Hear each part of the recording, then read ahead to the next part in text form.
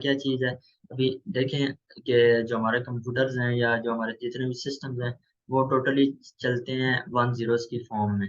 ठीक है, अभी हम लोगों ने कुछ इस तरह से लैंग्वेजेस वगैरह बनाई हुई हैं जिससे हम अपनी आसानी कर लेते हैं, और वो लैंग्वेजेस असेंबलर और कंपाइलर वगैरह और इंटरप्रेटर वगैरह क्या करते हैं कि ट्रांसलेट करते हैं इनटू लो लेवल लैंग्वेजेस में। हाई लेवल लैंग्वेजेस हम अपने इस्तेमाल के लिए करते हैं, और वो जो है ना लो लेवल लैंग्वेजेस में चेंज होती हैं, और लो लेवल लैंग्वेज से फिर मशीन लैंग्वेज में या 1 zero की फॉर्म में जो है ना चेंज होती हैं, और कंप्यूटर सिस्टम को उस चीज़ की समझ आती है।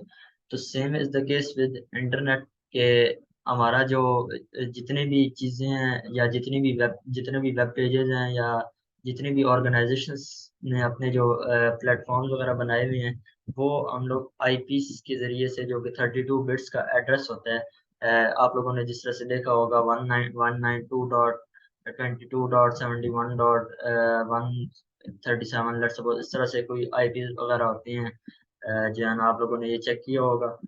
तो ये इस तरह से बेसिकली जो है ना जितने भी वेब पेजेस हैं या जितने भी सिस्टम वगैरह हैं वो आईपी से पहचाने जाते हैं। लेकिन अभी यहाँ पर जिस तरह से मैं आपको एग्जांपल देता हूँ कि यहाँ पर जैसे मैं क्या करता हूँ, गूगल गूगल.com देखता हूँ, तो ये गूगल.com, ये जो गूगल का पेज है ये मेरे पास ओपन हो जाता है। तो इसका क्या रीज़न है कि इसके पीछे क्या स्ट्रेटेजी है। हालांकि जो नेट नेट है, इंटरनेट है या जो नेटवर्क्स हैं वो टोटली बेस्ड है सारे 32 बिट आईपी एड्रेस पर। जो अभी गूगल का जो पेज मैंने खोला हुआ है ये भी आईपी, इसका भी प्रॉपर एक आईपी एड्रेस है। ठीक है, तो आईपी एड्रेस याद करना पॉसिबल नहीं है इंसानों के लिए, ह्यूमंस के लिए जो है ना, ये इसके लिए पॉसिबिलिटी नहीं है कि वो हर एक एक चीज़ का अलग अलग से आईपी एड्रेस ज़हन नशीन करें और उसके फिर जो है ना वो आईपी एड्रेस से सर्च करें। मिसाल के तौर पर जैसी मैंने यहाँ पर जैसे जो google.com लिख रहा था, यहाँ पर मैं इधर से नेट से ही इसका आईपी एड्रेस निकाल लेता हूँ।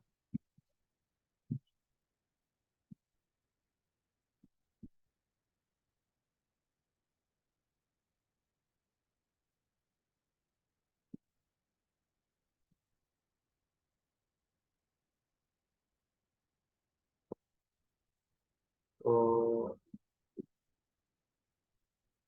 सॉरी, ये बैक चले जाते हैं, यहाँ से हमें मिल गए।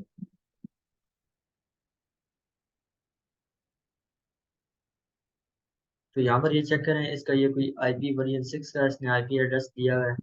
ठीक है, तो ये इस तरह से हर एक चीज़ के लिए जो है ना वो एक प्रॉपर आईपी एड्रेस होता है। ठीक है, तो आईपी एड्रेस को रिमाइंड कर बताने का मकसद यही है कि अभी मैं मुझे गूगल के लिए अलग जो है ना आईपी एड्रेस जो है ना जेन जेन में बिठाना पड़ेगा। कोई और पेज ओपन करता हूँ तो उसके लिए अलग आईपी एड्रेस जो है ना जेन में बिठाना पड़ेगा। तो इस तरह से मुझे मैं इस पॉसिबल नहीं है कि मैं आईपी एड्रेस की बेसिस पे जो है ना सारे पेजेस वगैरह को या वेबसाइट्स वगैरह को याद कर सकूं। तो हमने क्या किया, हमने डोमेन नेम सिस्टम के कॉन्सेप्ट को इस्तेमाल करते हुए हम लोग क्या करते हैं कि आईपी एड्रेस को सॉरी हम लोगों ने आर आई पी एड्रेस के अगेंस्ट नेम रख दिया, और जैसे ही हम लोग वो नेम टाइप करते हैं तो उस डीएनएस सर्वर क्या करता है, उस नेम को ट्रांसलेट करता है आईपी एड्रेस में, और देन वो फाइनली हमारे पास पेज ओपन हो जाता है। आपका क्या ख्याल है कि क्या गूगल.com लिखते ही हमारे पास वो पेज जो है ना वो वही गूगल.com भी बैकएंड पे यूज हो रहा होगा? तो ये बिल्कुल हरगिज नहीं होता। गूगल.com जाता है डीएनएस सर्वर के पास, डीएनएस सर्वर जो है ना वो फिर उसे सर्च आउट करके उसका आईपी एड्रेस ढूंढ के तो वो आईपी एड्रेस देता है, तो उस आईपी एड्रेस के बेस पे हमारा जो पेज है वो ओपन होता है। अच्छा, उसके बाद डीएनएस सिस्टम में हमारे पास बेसिकली है क्या है कि distributed database implemented in hierarchy of many server. हम लोग डिस्ट्रीब्यूटेड अप्रोच यूज करते हैं, कंबाइन अप्रोच नहीं यूज कर पाते। कि वजह ये है कि अगर कंबाइन अप्रोच यूज करें तो डीएनएस सर्वर अगर खराब हो जाता है या उसमें जो है ना let's suppose denial of services attack कर देते हैं, तो वो बिल्कुल जो है ना बिजी होके रह जाएगा और किसी काम का नहीं रहेगा, तो हमारा जो सारी वर्किंग है वो तबाह होकर रह जाएगी, जिसकी वजह से हम लोगों ने इसको डिस्ट्रीब्यूटेड हायरार्की में इम्प्लीमेंट किया हुआ है।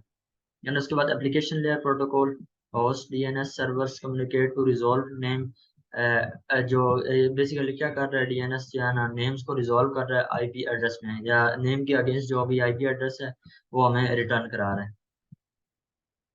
तो ये हम लोग डिटेल से देखते हैं कि ये हमारे पास डीएनएस सर्वर का स्ट्रक्चर किस तरह से होगा। DNS service host name to IP address translation, इसका बेसिक मकसद यही है कि होस्ट नेम से आईपी एड्रेस की ट्रांसलेशन, जिस तरह से google.com सर्च करता हूँ तो वो होस्ट नेम होगा, और उसकी आईपी एड्रेस की ट्रांसलेशन हमें, मतलब जो उसका आईपी एड्रेस होगा वो प्रोवाइड करेगा।